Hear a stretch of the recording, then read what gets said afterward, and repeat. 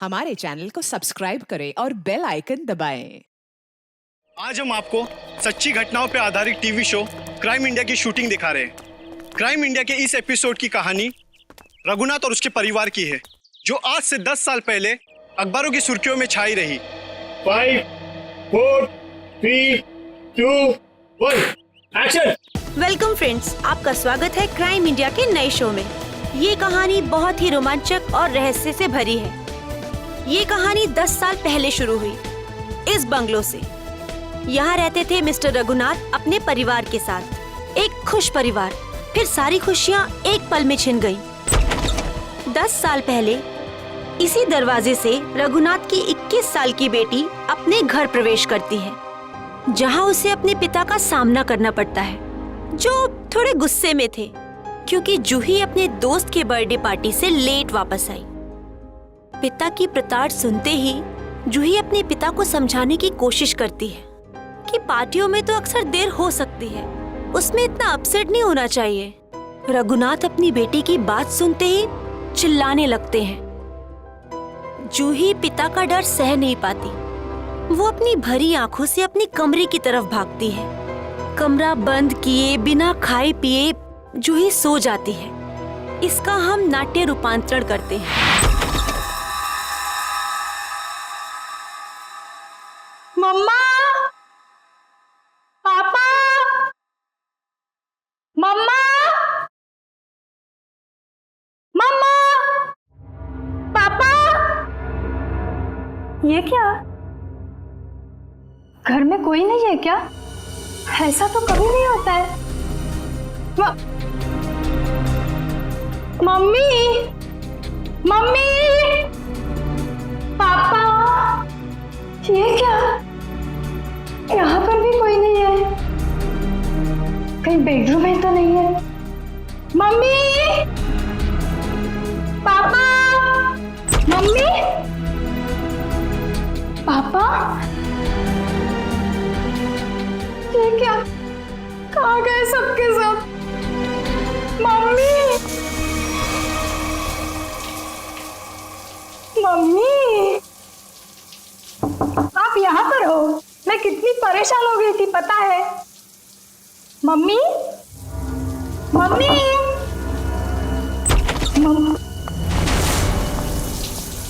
ये क्या? पानी का नल खुला छोड़ के मम्मी तो ऐसा कभी नहीं करती। मम्मी, पापा, राहुल, राहुल, राहुल, राहुल। अरे राहुल को स्कूल छोड़ने गई होगी मम्मी।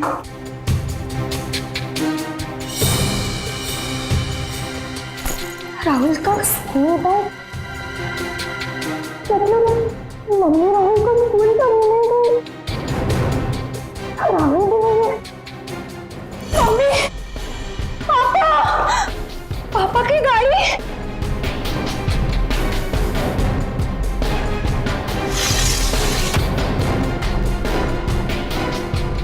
पापा की गाड़ी तो यही है। पापा तो ऐसा नहीं करते कभी। पापा। उस दिन से आज तक जूही को अपने माता पिता और भाई के बारे में कोई खबर नहीं मिली। कहाँ खो गए वो तीनों? लेकिन जूही अपनी आखिरी याद अब तक नहीं भूल पाई है। अपनी मम्मी की पिंक साड़ी और पापा के स्टाइलिश हैट को, जो उन्होंने आखिरी दिन में पहना था, वो आज तक नहीं भूल पाई है। Just stop this nonsense. आप लोग किसी को चैन से जीने देंगे या नहीं? प्लीज मैम, आप प्लीज रुकिए। Shut up. और आप मेरे घर आए कैसे? परमिशन ली है ma'am. To hell with your permission. लोग मेरी जिंदगी को टेलीविजन शो का तमाशा समझते हैं। किसी के भी दर्द को स्टोरी बना देंगे। जिस घर से मेरी यादें जुड़ी हैं, आप उन्हीं यादों को एक्सपोज करेंगे। ये मैं नहीं होने दूंगी। Just go from here. चाहिए। ट्रस्ट मी मैम, हम ऐसा वैसा कुछ नहीं दिखा रहे हैं, बल्कि ये तो आपके लिए अच्छा ही है कि हो सकता है कि शो के बाद आपको नए फोन कॉल्स आए कि आपके मिसिंग पेरेंट्स मिल गए हैं? प्लीज मुझे और लालच मत दो। छोड़ दो मुझे मेरे हाथ पे। I said just go from here. Sir, live telecast चल रहा है, आप गलत ना समझे मैं। हम पूरे मसले को बहुत सेंसिटिवली हैंडल कर रहे हैं। सर समझाइए मैम को प्लीज।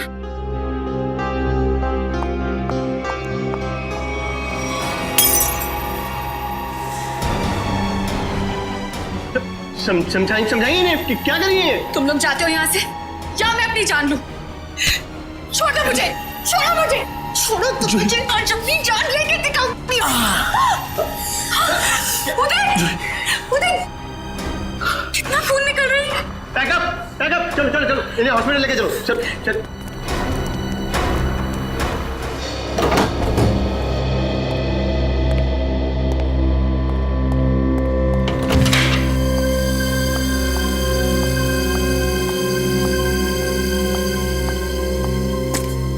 तुम बैठो, मैं तुम्हारे लिए हल्दी वाला दूध लाती हूँ, थोड़ा आराम मिलेगा।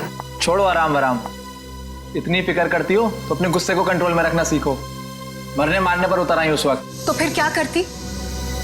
वो लोग मेरे घर वालों की इज्जत के साथ खिलवाड़ कर रहे थे, मेरे जख्म को रेत रहे थे। मेरे इमोशंस को कभी समझते ही नहीं हो।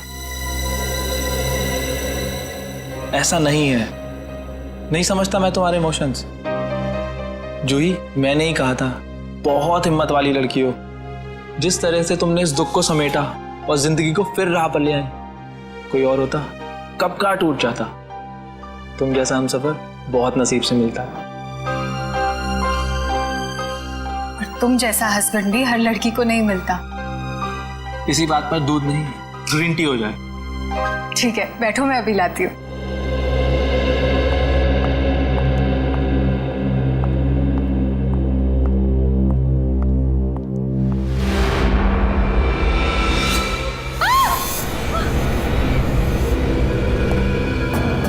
क्या हुआ जूही?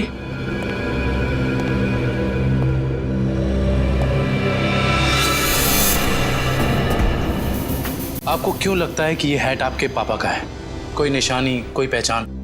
ये उनका फेवरेट हैट था। मैंने बचपन से उन्हें यही हैट पहनते देखा था। देखिए जूही जी, प्लीज बुरा मत मानिएगा, लेकिन इससे ये प्रूव नहीं होता कि ये हैट आपके पापा का है। कोई खास दूसरी पहचान, कुछ भी?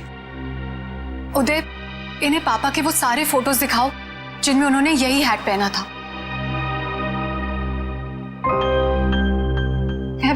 मैं पापा से कई बार कहती थी कि ये हैट पुराना हो गया है, इसे फेंक दो। पापा कहते थे मेरा सर भी पुराना हो गया है, उसे भी फेंक दूं क्या?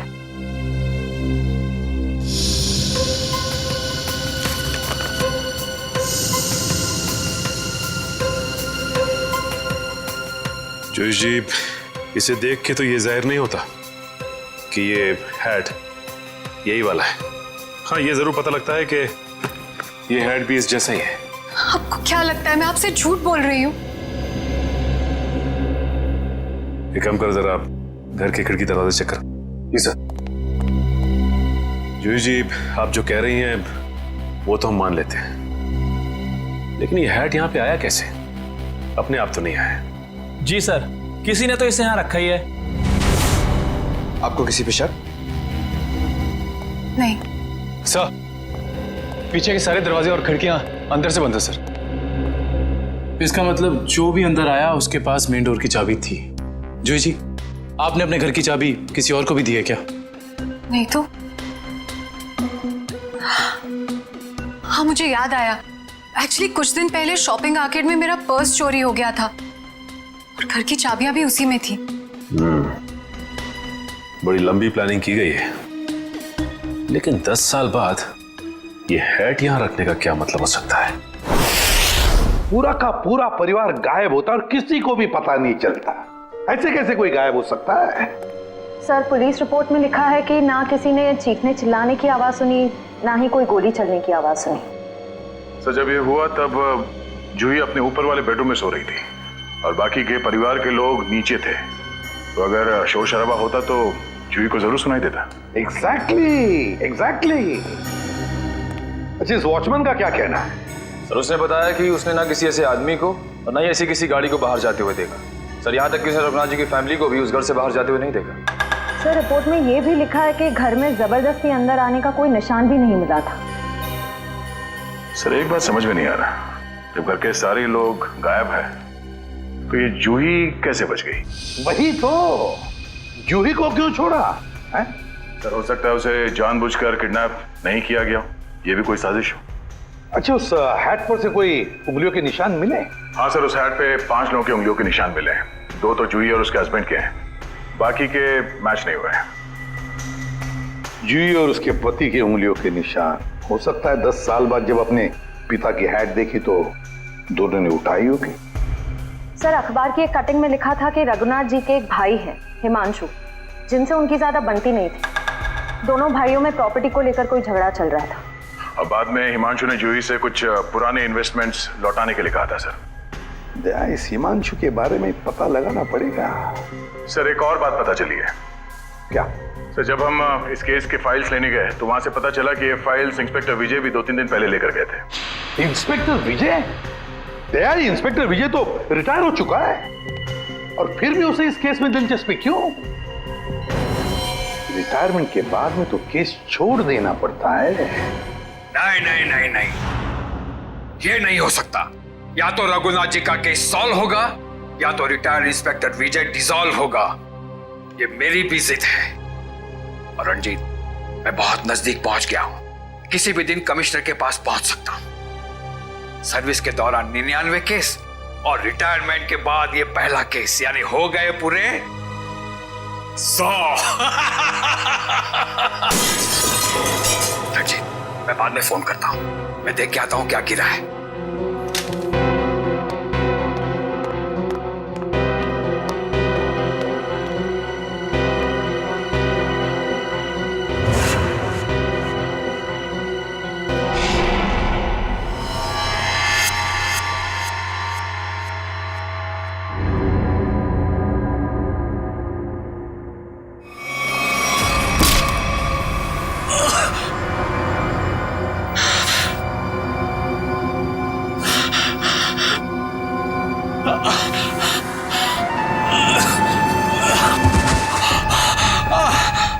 इंस्पेक्टर विजय, शायद तू भूल गया है कि अभी तो इंस्पेक्टर नहीं है, रिटायर्ड इंस्पेक्टर हो गया है। बस अब तेरी कहानी खत्म। कौन हो तुम? बहुत ठोका था ना मुझे, अभी तक मेरी हड्डियां बोलती हैं। बस अब बस, चार्जशीट भूल जा, फाइल भूल जा। क्यों दबे हुए केस को हवा दे रहा है? बंद कर दे वो केस, बंद कर दे।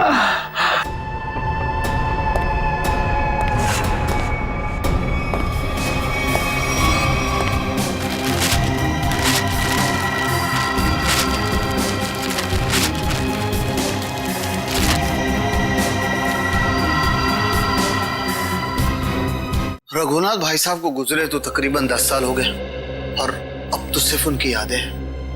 हम जानते हैं जो भी हुआ, लेकिन उनके केस के बारे में कुछ नई बातें सामने आई हैं, तो सोचा क्यों ना आपसे ही पूछ लें। नई बातें आप लोगों को पता चली है और आप पूछना मुझसे चाहते हैं? आप कुछ टेंशन में लग रहे हैं। मैं टेंशन में नहीं तो, दरअसल भाई साहब को गुजरे इतने साल हो गए और आज आप लोग आए भाई साहब के बारे में इंक्वायरी करने के लिए। चलिए, उनके बारे में नहीं तो आप ही के बारे में बात कर लेते हैं।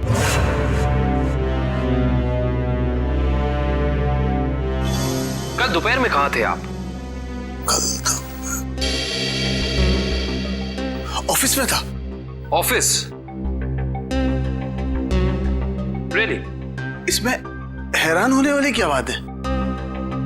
आप कल 12 से 3 बजे तक ऑफिस में ही थे। एक्चुअली मैं लंच आवर्स में घर आता हूँ 2-3 घंटा रेस्ट करने के लिए। आपके घर का एड्रेस 54 गुलमोहर रोड है ना? जी नहीं। लेकिन आपकी कार कल उस वक्त उसी बंगले के सामने खड़ी थी। उफ, मेरी याददाश्त। दरअसल मैं सठियाने लगा हूं। मैं कल रुक गया था एक दोस्त के यहाँ, वो भी वहीं गुलमोहर में ही रहते हैं। मिस्टर हिमांशु जी, झूठ बोल रहे हैं आप। वहां पे आपका कोई दोस्त नहीं, बल्कि आपकी भतीजी जूही रहती है, समझे आप? इसलिए झूठ बोल के कोई फायदा नहीं है। हम जानते हैं कि आप जूही से मिलने गए थे उसके घर। हाँ, मुझे उससे कुछ काम था। काम था इन्हें? हाँ, फिर आप उससे मिले क्यों नहीं? बल्कि आप तो छिपते छिपाते उसके घर गए, उसके किचन के प्लेटफॉर्म पे उसके पिता रघुनाथ जी की हैट रखी और बड़े आराम से वहां से निकल गए। क्यों? हैट? कौन सा हैट? मिस्टर हिमांशु, आपको लगता है कि आप ऐसी गोल गोल बातें करके सीआईडी से बच सकते हैं? कसम से, ना तो मैं भाई साहब की किसी हैट के बारे में जानता हूं और ना ही उनके लापता होने के बारे में। हिमांशु जी, ये क्या है?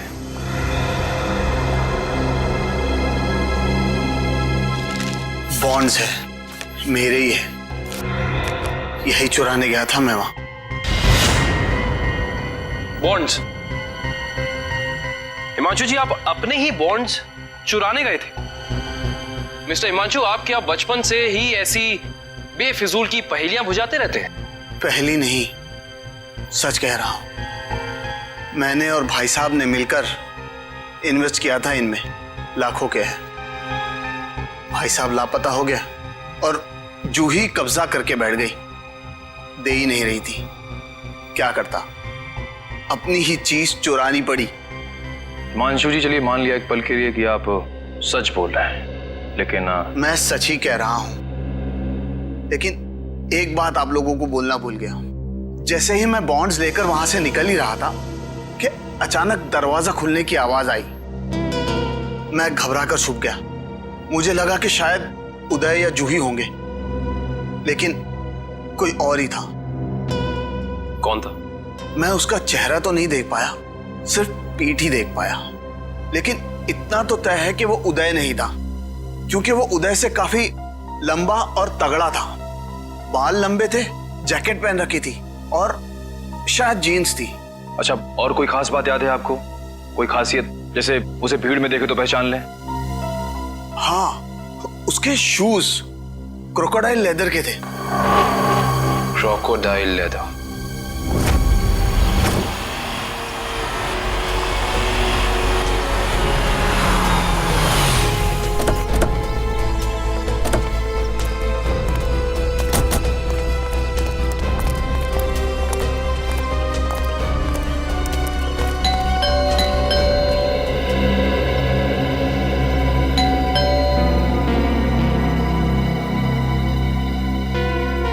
विजय, विजय, विजय सर। सर दरवाजे में से धुआं आ रहा है सर।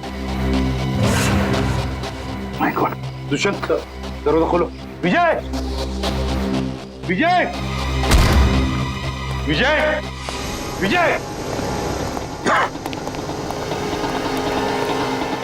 पेपर जल रहा है, जल्दी से बुझाओ इन्हें। Yes sir. Vijay, Vijay sir,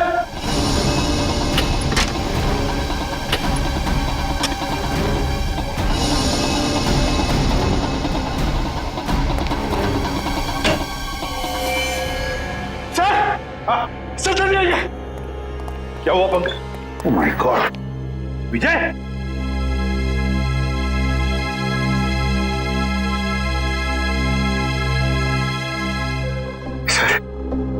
sir ये मर चुके हैं। सिर पर वार किया है, गोली भी चली है सीने में। सर, दो गोलियां लगी हैं। माय गॉड,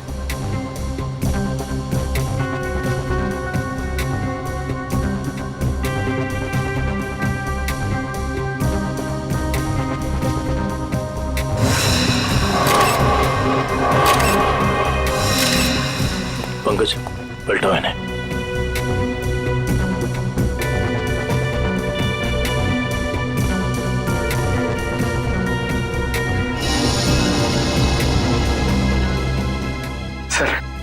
सर ये कैसे हो सकता है सर? विजय जी इतने सीनियर और एक्सपीरियंस ऑफिसर हैं, फिर इन्हें इन्हीं के घर में गोली मार दी। जिसने भी ये किया है पंकज, जो खिड़की का शीशा तोड़ा, बोल्ट नीचे किया, खिड़की खोलकर अंदर आके यहाँ चुप कर बैठा होगा। शायद आवाज सुनकर विजय इस कमरे में आया तो उसने विजय के सिर पर वार किया और फिर 2 गोलियां भी डाल दी।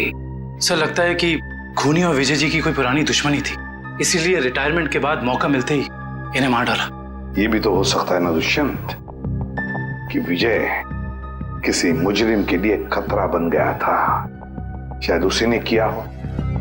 ढूंढो इस कमरे को अच्छी तरह, एक एक कोना छानो और पंकज कुछ ना कुछ तो मिलना चाहिए, ढूंढो अच्छी तरह से।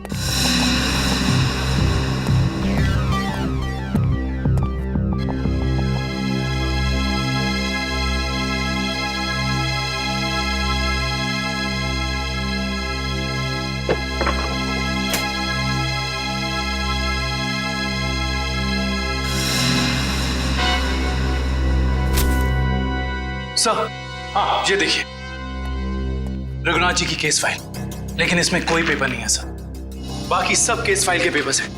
ये देखिए सर, सब में पेपर्स हैं सिवाय इसके। तो भी दुष्यंत इसका एक ही मतलब है, इसके अंदर जो पेपर्स है वो वहां जलाए जा रहे थे। कोई नहीं चाहता था कि रघुनाथ के केस के बारे में हमें कुछ पता चले। सर हाँ सर, विजय जी का मोबाइल मिला और आखिरी कॉल उन्होंने किसी अनुज को किया था। तो फोन करो इस अनुज को।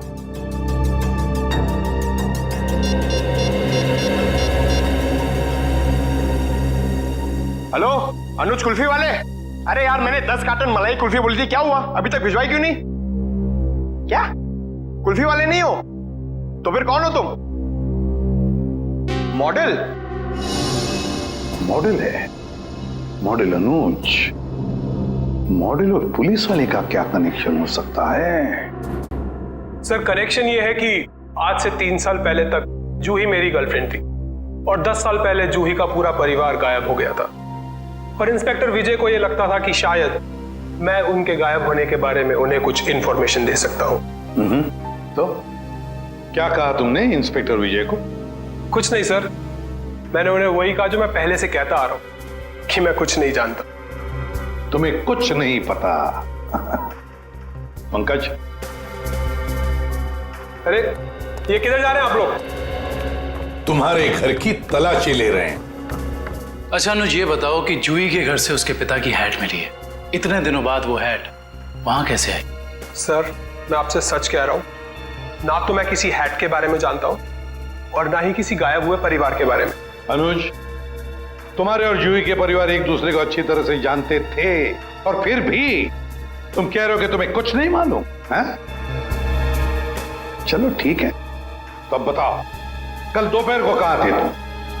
कल मैं अपने एक फ्रेंड के एग्जीबिशन की ओपनिंग में गया था। फ्रेंड की एग्जीबिशन की ओपनिंग में गए थे? अच्छा।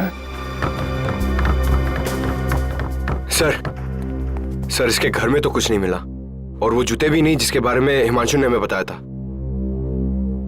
अनुज, तुम होशियार बनने की बहुत कोशिश करते हो मगर हो नहीं। फिर से मुलाकात होगी।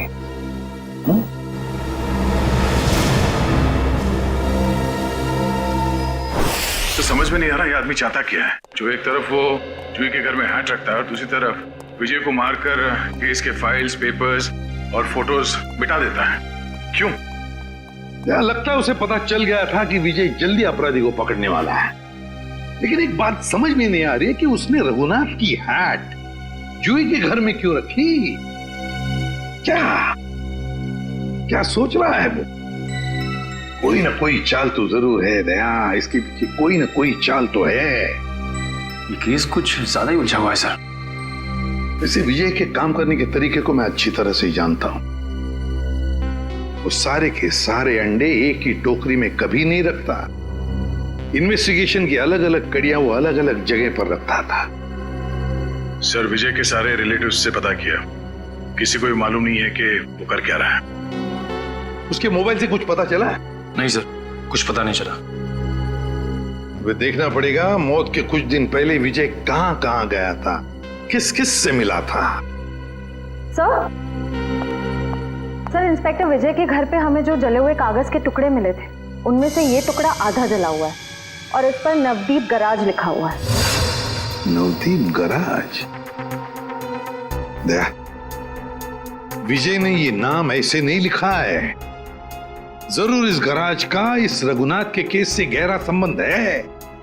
जरूर कोई ना कोई गहरा संबंध है। विजय सर हाल ही में एक सेकंड हैंड कार के बारे में पूछने आए थे। Second hand car? जी हाँ, एक व्हाइट कलर की सेडान कार बेची थी 10 साल पहले।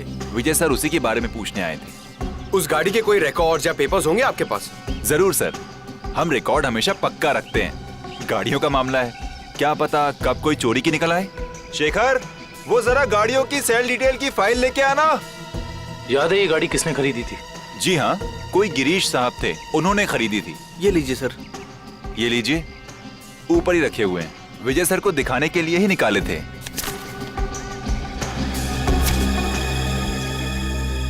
ये देखो, ये कार 14 अप्रैल 2004 को बेची गई थी। रघुनाथ जी के गायब होने के ठीक 2 दिन पहले सर? राइट। इसका मतलब है कि इस कार को रघुनाथ की फैमिली के गायब होने के बीच कोई ना कोई ताल्लुक जरूर है। मतलब सर, विजय जी ने गाड़ी तक पहुंचने का जो रास्ता चुना है वो जरूर रघुनाथ जी तक जाता होगा।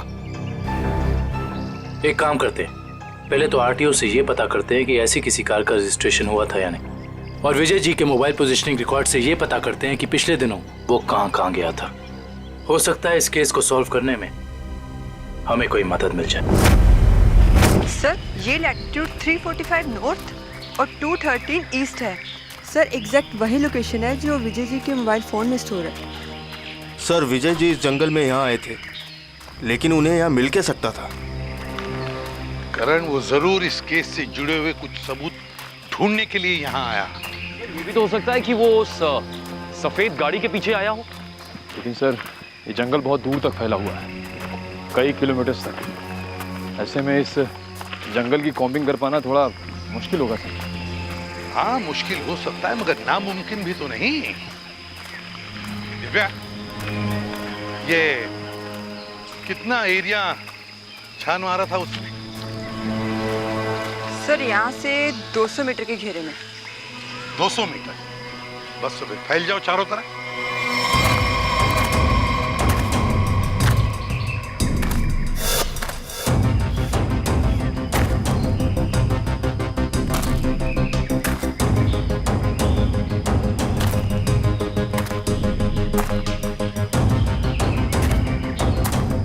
सर। हाँ हाँ निखिल। सर। हाँ, ये देखिए सर।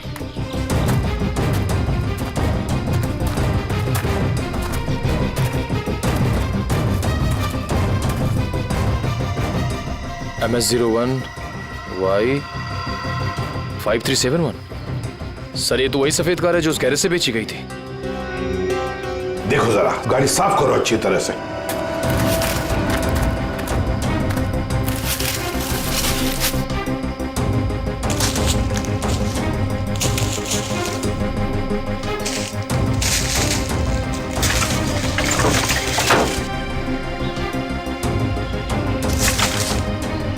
साफ करो, अच्छी तरह से साफ करो।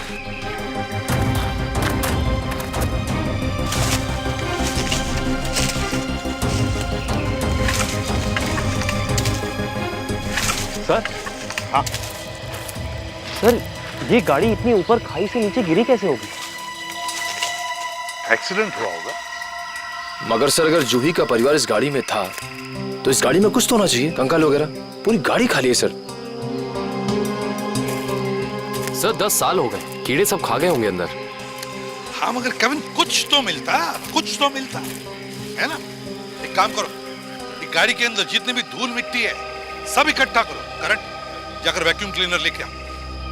सर, ऐसा भी तो हो सकता है कि वो लोग कभी गाड़ी में थे ही नहीं। केविन, ये भी तो हो सकता है कि गाड़ी के अंदर जितने भी परिवार वाले थे उनकी लाशों को कहीं और फेंक दिया और गाड़ी को यहाँ खाई में लाकर नीचे ढकेल दिया।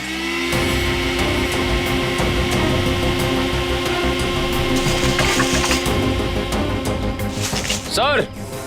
हाँ। ये देखिए सर, लॉकेट। सर ये तो जूही की माँ का लॉकेट है। बिल्कुल ऐसा ही लॉकेट मैंने उन्हें एक फोटो में पहने हुए देखा है। जूही की माँ का लॉकेट? जी।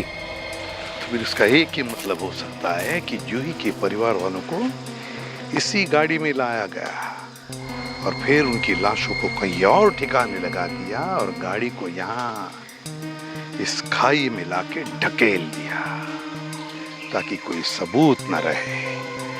ना रहेगा बांस, ना बजेगी बांसुरी। जी साळुंखे साहब, कुछ पता चला? अरे यार अभिजीत, ये बात गलत है यार। आते ही धन्य से सवाल कर देते हो। मैं यार आए हो, हाल चाल पूछो, अपने बताओ। मतलब हाल चाल? अरे हाल चाल पूछने वाला था सर। कैसी है तारिका जी? अरे भाई साहब, मैं अपने बारे में बात कर रहा हूँ भाई। मेरे भी तो हालचाल पूछ सकते हो ना यार। आपके? हाँ, क्यों? हाँ, क्यों नहीं। आपके हालचाल कैसे हैं आप? हाँ, मैं अच्छा हूँ। ये हुई ना बात। अब आओ पूछो। अरे आए हो, हालचाल पूछो, हाय हेलो करो। काम तो होता ही रहता है, बताएंगे ही ना। अब बताओ क्या पूछ रहे थे तुम? ये जो धूल मिट्टी मिली थी कार में से, हाँ, इसमें से आपको कुछ मिला? हाँ अभिजीत, इस मिट्टी में से हमें एक नाखून का टुकड़ा मिला और कुछ बाल मिले।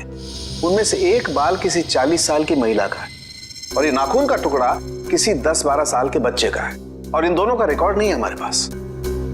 जरूर ये जूही की माँ और उसके भाई का होगा। और बाकी बाल के टुकड़ों का अभी भी टेस्ट चल रहा है। रिपोर्ट लेने गई है श्रेया। सर, पता चला है कि रघुनाथ जी की फैमिली के गायब होने के कुछ दिन पहले ही उन्होंने अपने खास एम्प्लॉय मुकेश को नौकरी से निकाल दिया था। मुकेश? कहीं सबके पीछे इस मुकेश का हाथ तो नहीं? सर, जो बाल के टुकड़े टेस्ट के लिए गए थे उनमें से एक बाल का डीएनए मैच हो गया है। किसका है? भानु नाम है उसका। अंडरवर्ल्ड का कॉन्ट्रैक्ट किलर है। सुपारी लेके मर्डर्स करता है और कई मर्डर केसेस भी चल रहे हैं उस पर। भानु?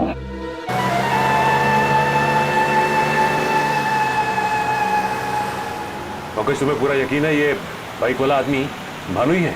हाँ सर, सिग्नल तो यही बता रहा है। हाँ।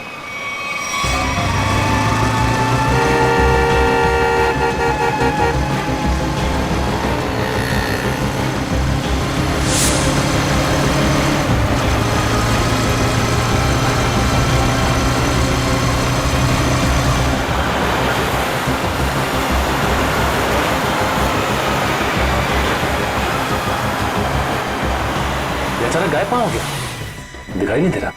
Oh my God! सर, गोली चली यहां से।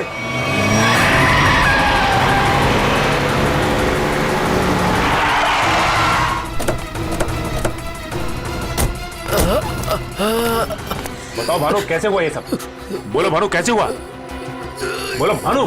Tiger point. टाइगर पॉइंट पे क्या Bhanu? Bhanu! Oh my God! ये तो मर चुका है।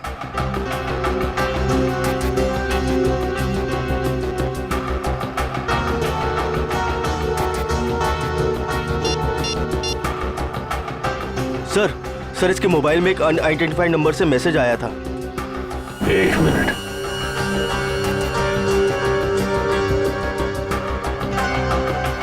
मैसेज?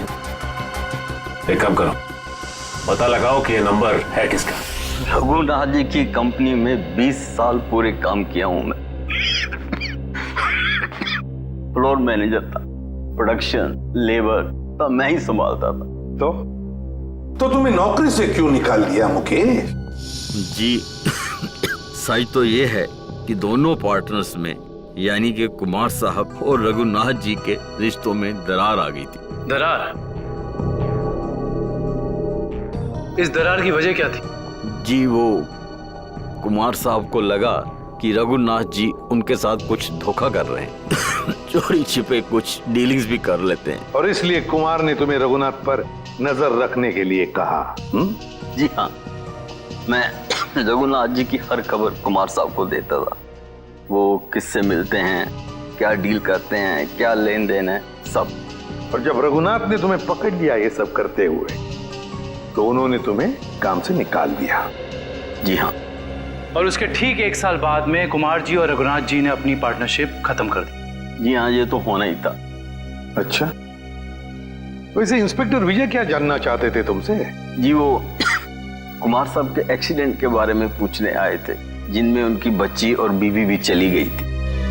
और इंस्पेक्टर विजय को ऐसा लगता था कि ये एक्सीडेंट नहीं बल्कि एक मर्डर है। और जब पार्टनरशिप रही नहीं तो मर्डर की भी बात नहीं आती? जी दोनों पार्टनर अलग भी इस तरह हुए जैसे रजामंदी नहीं थी। और फिर दोनों एक ही बिजनेस में कंपटीशन करने लगे, और वो भी इस तरह की जैसे एक दूसरे को बर्बाद कर देंगे। और हाँ, कुमार साहब की मौत के बाद सबसे ज्यादा तरक्की और फायदा रघुनाथ सेठ को हुआ। कुमार की मौत का सबसे ज्यादा फायदा हुआ रघुनाथ को। सबसे ज्यादा फायदा। इस कुमार फैमिली के एक्सीडेंट के सारे डिटेल्स निकालो, देखे तो सही कि क्या ये वाकई एक्सीडेंट था या फिर। सर, आपको क्या लगता है कुमार की फैमिली की मौत के पीछे क्या रघुनाथ का हाथ था? कविन, रघुनाथ को बिजनेस में कुमार से फायदा हुआ, इसका मतलब ये नहीं कि रघुनाथ ने कुमार को मारा होगा। Okay, thank you so much. लेकिन क्या पता चला एक्सीडेंट के बारे में? सर, मिस्टर कुमार हर रोज की तरह ऑफिस से घर पहुंचे। घर से वो लोग एक रिसोर्ट के लिए निकले। उनकी पत्नी ने एक सरप्राइज वेकेशन प्लान किया था, क्योंकि अगले दिन मिस्टर कुमार का बर्थडे था। वो लोग उसी रिसोर्ट में बर्थडे सेलिब्रेट करने वाले थे। जब ये जा रहे थे, इनका बच्चा भी इनके साथ में था, और उसी दौरान ये एक्सीडेंट हुआ। किस्मत भी अजीब खेल खेलती है, जहाँ एक पल खुशियाँ थीं, अगले ही पल मातम छा गया। सर, लेकिन ये एक्सीडेंट हुआ कैसे होगा? गाड़ी का अचानक ब्रेक फेल हो गया। मिस्टर कुमार की गाड़ी की स्पीड बहुत तेज थी, वो गाड़ी को काबू में नहीं कर पाए और गाड़ी लुढ़कते लुढ़कते खाई में जा गिरी। कार के ब्रेक्स अचानक फेल हो गए। अचानक, बड़ी अजीब बात है। सर, गाड़ी बिल्कुल नहीं थी। मिस्टर कुमार ने एक हफ्ते पहले वो गाड़ी खरीदी थी, तो ब्रेक फेल होने का सवाल ही पैदा नहीं होता। सर, वही तो। सर, ऐसा भी तो हो सकता है कि कुमार की ही फैमिली के किसी मेंबर ने रघुनाथ की फैमिली से बदला लेने के लिए ये सब किया हो। कुमार परिवार की मौत के 20 साल बाद कौन बदला लेना चाहता है? जहां पर एक्सीडेंट हुआ वहां पर मिस्टर एंड मिसेस कुमार की लाश मिली थी, बच्चे की लाश नहीं मिली है ना? एक मिनट। क्या हुआ सर? गाड़ी घुमा लो। काविन, पता चल गया ये खूनी कौन है।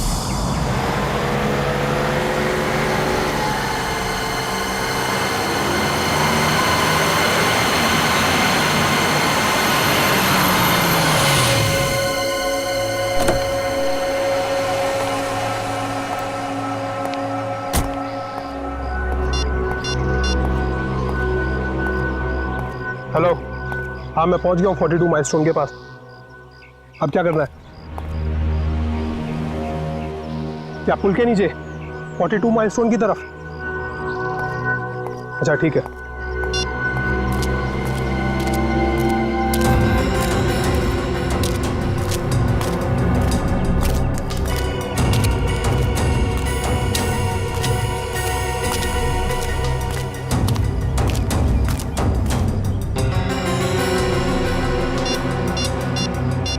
हेलो, हाँ आप किधर आना है? ये लेफ्ट राइट क्या लगा रखा है? पागल समझ रखा है क्या?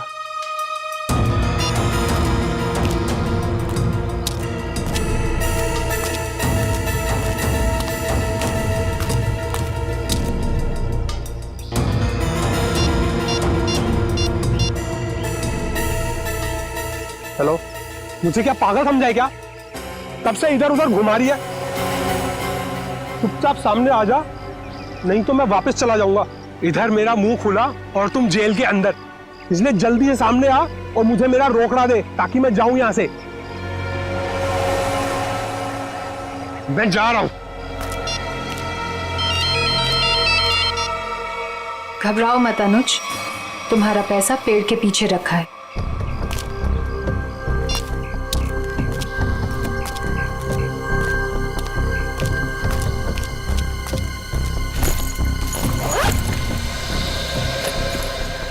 वाह रे वाह, क्या तकदीर है मेरी। तो जैसे सोने के अंडा देने वाली 2-3 और मुर्गियां मिल जाए तो लाइफ सेट। कहो तुम मेरी चिंता मत करो अनुज, वादे के मुताबिक ये तुम्हारी आखिरी पेमेंट है। अरे बेवकूफ, सोने का अंडा देने वाली मुर्गी को कभी छोड़ता है कोई? अनुज भूलो मत, तुमने वादा किया था।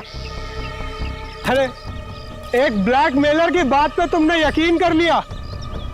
चलो, थैंक यू।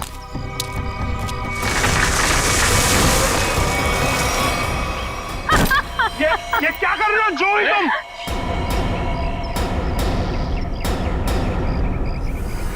तुम क्या समझते हो अनुज?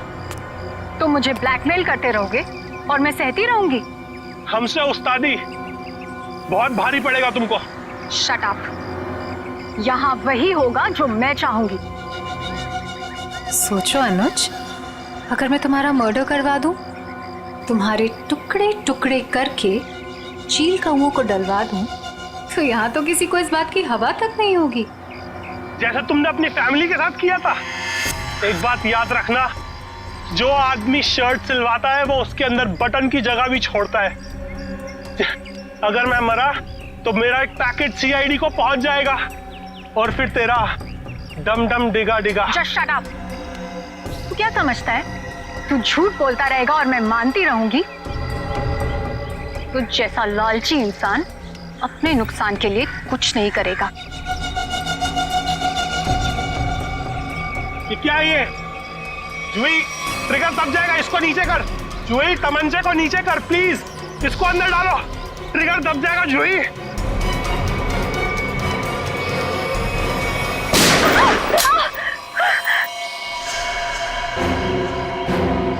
सीपी सर, आप तो आखिर आपको पता चल ही गया। खिलौना तुम्हारे हाथों में अच्छा नहीं लगता। अपने लोगों को कह दो चुपचाप हमारे हवाले हो जाए। देख क्या रहे हो? भून दो एसीपी को।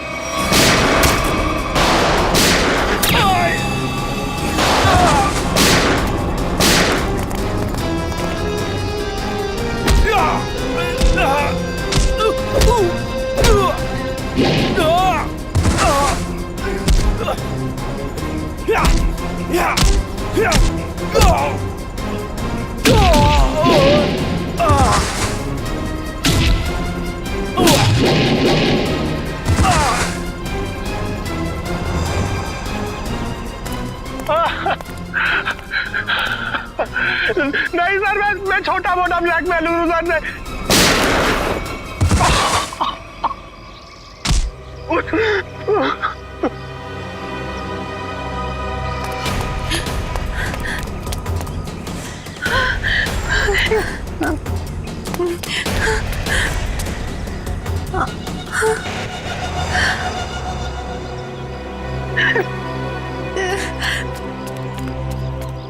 देखो इस प्यारी बिटिया को जिसने अपने माता पिता का खून कर दिया। बताओ क्यों मारा तुमने अपनी माता पिता को? वो मेरे माता पिता नहीं थे, उन्होंने सिर्फ मुझे गोद लिया था। मेरे असली पापा मिस्टर कुमार थे, जिनकी मौत एक कार एक्सीडेंट में हुई, और वो एक्सीडेंट रघुनाथ ने करवाया था। और अपनी माता पिता की मौत का बदला लेने के लिए तुमने रघुनाथ और उसकी बीवी को मारने का प्लान बनाया, और उसके लिए तुमने भानु को पैसे भी दिए, है ना? हाँ, और भानु ने उस काम को पूरा अंजाम दिया। उसके बाद तुमने भानु के हाथों विजय जी को मरवा दिया, और फिर भानु को भी अपने रास्ते से हटा दिया।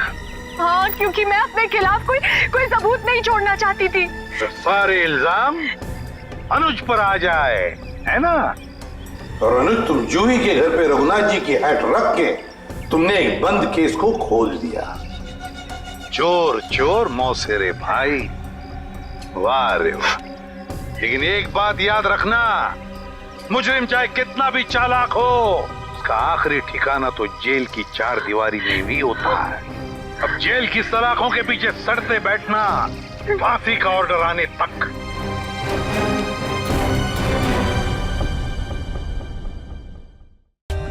For more updates, subscribe to our channel, click the show links and enjoy watching the videos.